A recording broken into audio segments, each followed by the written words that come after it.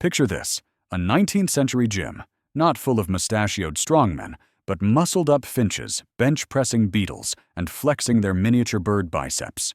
Welcome to the misunderstood world of survival of the fittest, where everyone assumes nature's workout is all about who can deadlift the most crickets. Myth. Most people think survival of the fittest means only the beefiest, burliest, action hero-level organism survives. If fittest meant bulging biceps, cockroaches would have been extinct eons ago, out-bench-pressed by the Charles Atlases of the animal kingdom.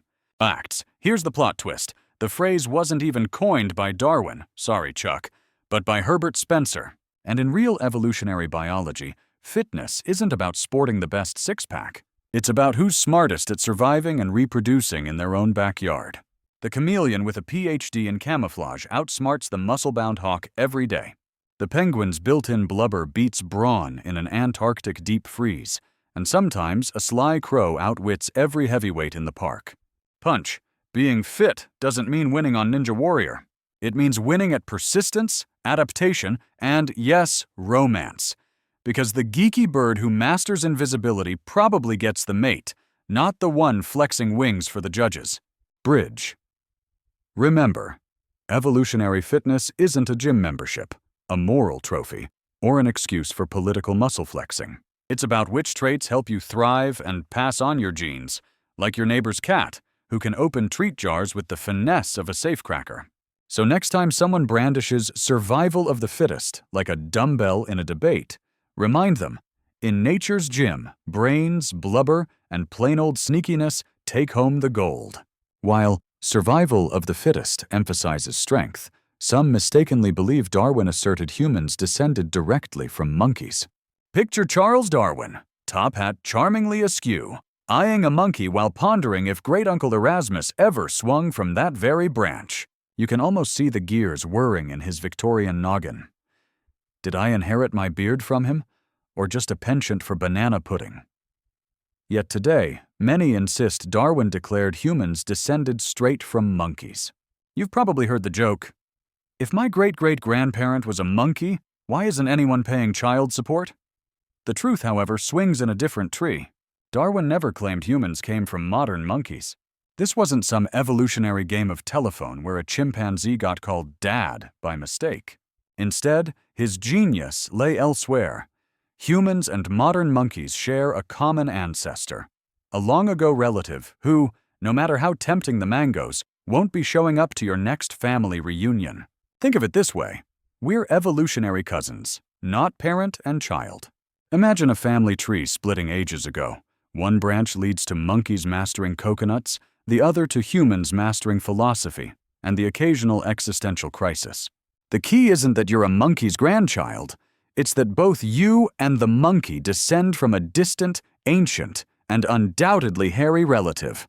Yet the stubborn myth that Darwin said we came from monkeys clings on like evolutionary gum on your shoe.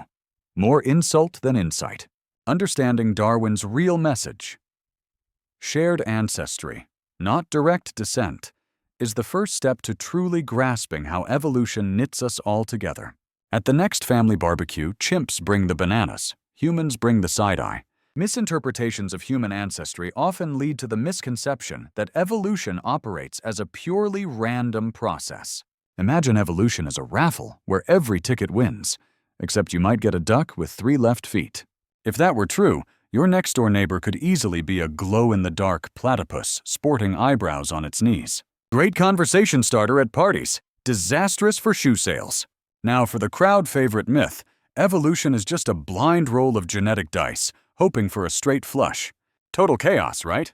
Survival of the fittest is really survival of the luckiest, or the one with enough limbs to trap competitors in a group hug. Here's the reality check. Mutations? Random. Genes shuffled like Vegas cards in a hurricane. But nature isn't giving trophies to the weirdest hand. Enter natural selection, the Simon Cowell of biology. Flash useless traits, and you're gone before Hollywood week. If evolution were purely random, we'd still be amoebas. Or worse, accountants. Beneficial mutations stick around because natural selection mercilessly weeds out the fails. Got a gene for paper-thin skulls? Gravity's not your friend. Mutation roulette sounds fun until you realize the house always wins, and the house is named predation, infection, and stepping on rakes.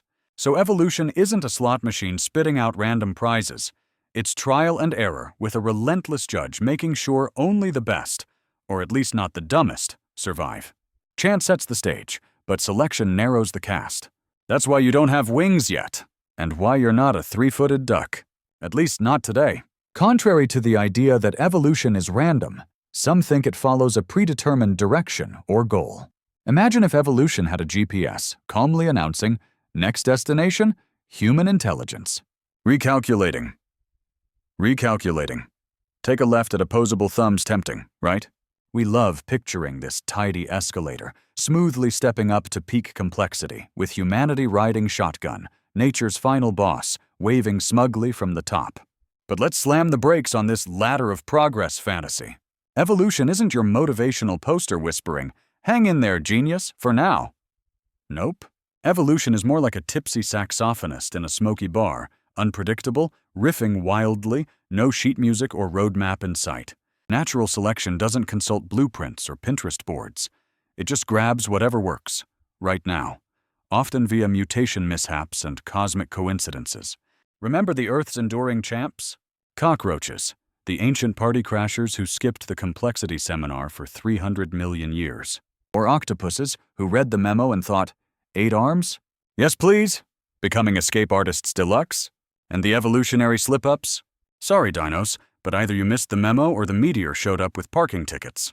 Survival of the fittest isn't a relentless upgrade button. It's a cha-cha to fit in with nature's ever-changing dance floor. If evolution had a master plan, why do mosquitoes still gate-crash the party? And vestigial tailbones? Were they ever cool? Humans as the final act? Guess geese didn't get the memo. They're clearly staging aerial vendettas. So next time someone claims evolution had us in mind, remember, nature prefers jazz improv over guided tours. The show goes on, and sometimes it's a solo sax riff played on a trilobite's shell. Beliefs about evolution's purpose sometimes connect to perceptions of Darwin's stance on religion. Hook was Charles Darwin, a secret agent for Team Atheism, tasked with toppling the world's faith one beagle mascot at a time? Or just a curious gent armed with an unholy number of finchdoodles? Legend has it he stormed Victorian England wielding little more than a long beard and a burning desire to evict God. Myth. The story goes that Darwin was a card-carrying atheist, brandishing the origin of species like a manifesto. His mission? To launch a godless coup. Facts. Let's rewind. Young Darwin actually trained for the Anglican clergy. If debunking religion was his plan, he sure took the scenic route, via bird-watching, barnacle obsession, and attending more church services than today's brunch crowd.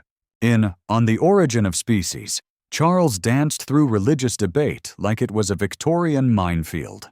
He dropped a creator into the mix and let readers stew over the contentious conclusions. Punch. If Darwin was evolving, it wasn't into Richard Dawkins anytime soon. His personal beliefs crept quietly from Christianity to agnosticism. Not militant atheism, which makes for awkward fan fiction. No Twitter flame wars, no savage anti-God podcasts.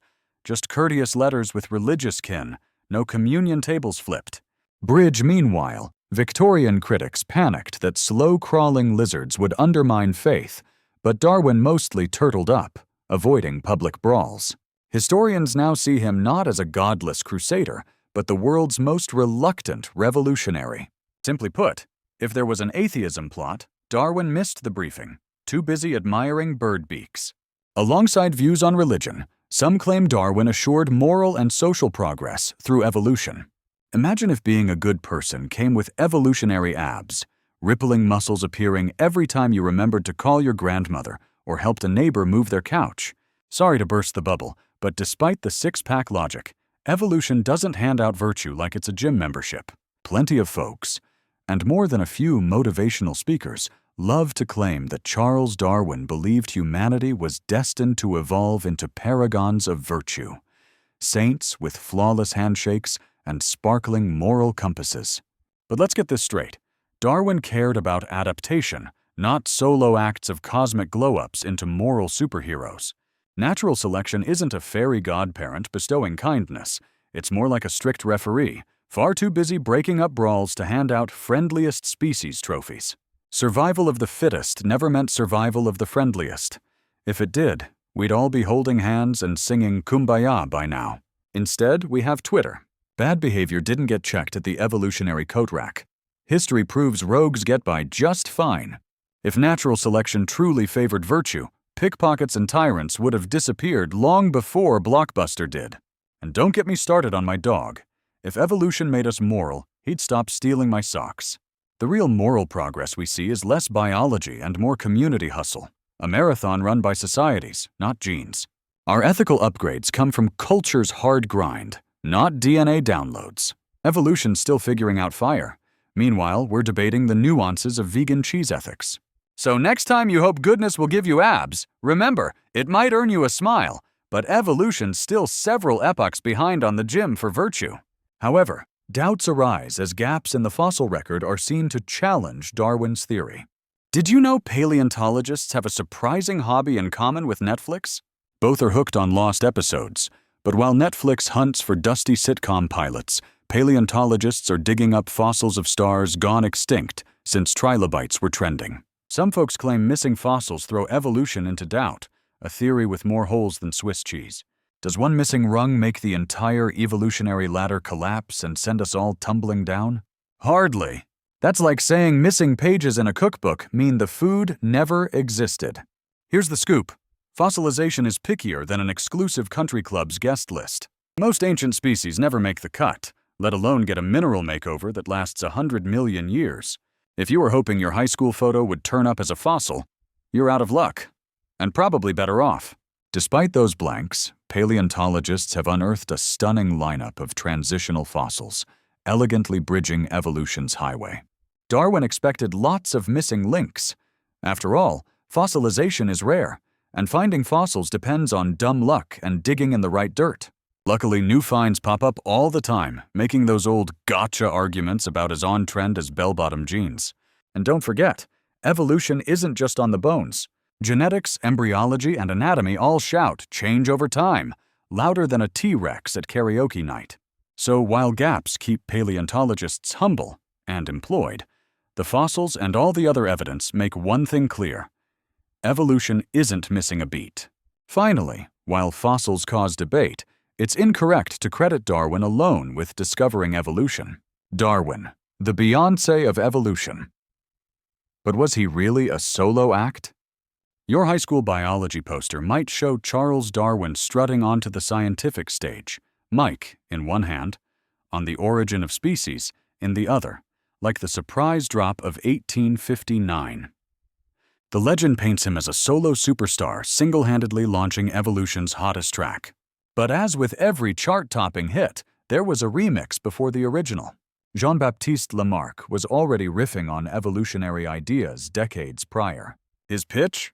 Giraffes got those long necks by stretching. Think natural yoga, long before hipsters made downward dog insta-famous. Genetics? Not on his playlist, but creativity scores points. By mid-1800s, the evolutionary zeitgeist was trending hard. Scientists across Europe exchanged notes, and probably questionable facial hair tips. Enter Alfred Russel Wallace, a sharp British naturalist exploring jungles and arriving independently at natural selection. If evolution were a rock band, Darwin was the frontman, but Wallace was shredding lead guitar in the same garage. When Wallace nervously mailed his findings to Darwin, it sparked science's politest race for the spotlight. Darwin didn't just drop a hot single, he crafted a concept album, painstaking research, bulldog persistence, and charts for days. Origin of Species wasn't just a banger, it was the vinyl everyone spun. Still, science is the eternal group project you can't dodge. One person may get the glory, but it takes a village. A very nerdy, well-documented village. Darwin synthesized and sold it. But evolution had many parents. So next time you hear of lone genius breakthroughs, remember, behind every scientific superstar, there's a backstage crew armed with homework.